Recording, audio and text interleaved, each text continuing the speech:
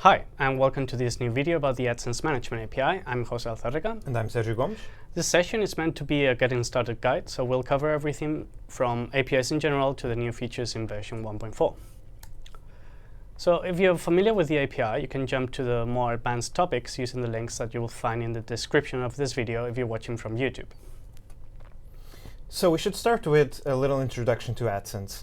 AdSense is Google's program for publishers to earn revenue by displaying advertising on their websites. And the way the AdSense Management API ties in with this is it allows you access to your AdSense data programmatically.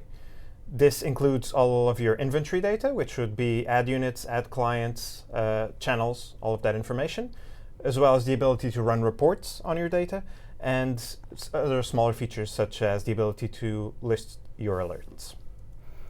Okay. So what is an API? Let's see an example. Imagine you want to create a widget for your smartphone that checks the weather. You'll need somewhere to fetch this information from. In this example, we query this fake weather API by specifying a city in the query parameter. If we open that with a browser, we get something like this, a response with a known structure that we can easily parse. Usually, requests and responses use XML or JSON as container formats. So let's query a real API now. This is the API Explorer, which is an awesome tool for learning how to use Google APIs and also is great for debugging problems. In this case, we're making a request against the YouTube data API, and we're using the youtube.search.list method. The only parameter that I have to fill in here is, or the only parameters are part and q, which is the string that I'm looking for. If I press execute here, you can see the request that I've just made and the response, which is a JSON document with all the results that I'm looking for. So of course, what you've seen here so far is all raw requests against the API. Now, you don't have to code everything by hand. We actually have client libraries for a number of different programming languages that make your job a lot easier by handling a lot of the boilerplate stuff, such as authentication, discovering services. Since we have so many APIs, we actually built a discovery service that lists all of them, and also other things such as building the requests, parsing the responses, etc. So here you can see examples for 4 different languages. As you can see, it makes the requests much easier to use than coding everything by hand, especially handling things like authentication. The first example is Java and lists the ad clients of an account.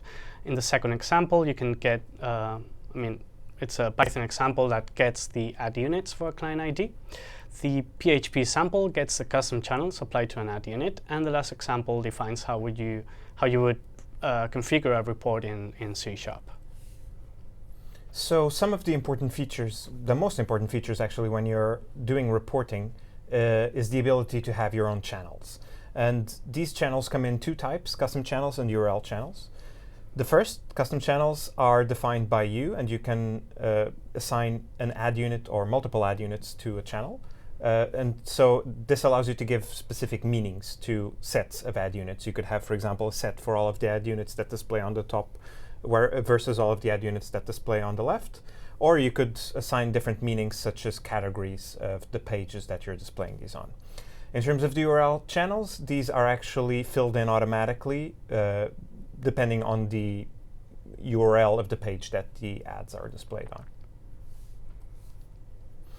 So in terms of authentication and authorization, the API uses the OAuth 2 standard.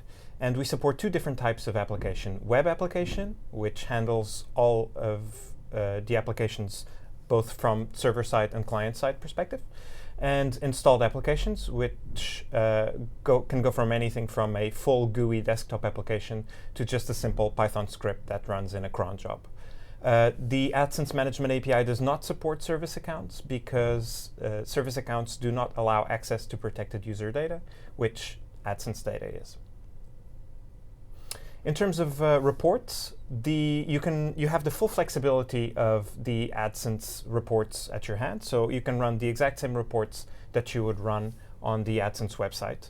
This includes running a report for one or multiple ad clients, same thing for ad units, channels, etc. You can configure these any way you want. You can add filters, etc. So if you need to fetch a report, you should check out the list of dimensions and metrics available in developers.google.com. Now, let's see an example using the APIs Explorer.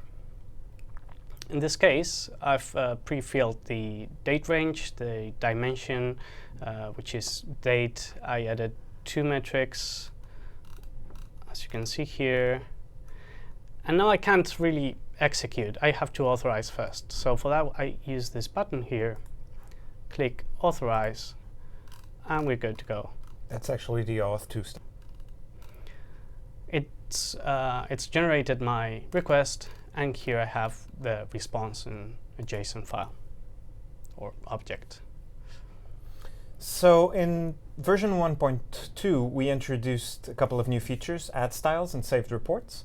The first one allows you to get all of the styling information for an ad unit, which means colors, fonts, corners, whether they're rounded or not, and how rounded they are.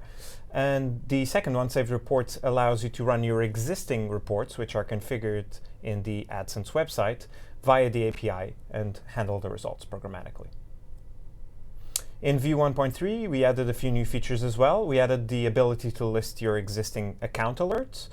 We added metadata to reporting, which gives you the ability to list your dimensions and metrics, the dimensions and metrics that are available to your reports, as well as the relationships between them, which ones you can use, which ones you can combine and which ones you can't. And we also added the ability to generate ad code for existing ad units, so you can get the JavaScript snippets and insert them into your website. In version 1.4, we added a call to list your payments, which was a highly requested feature. Also, now you can delete alerts, which is the same thing as dismissing them in the AdSense web interface.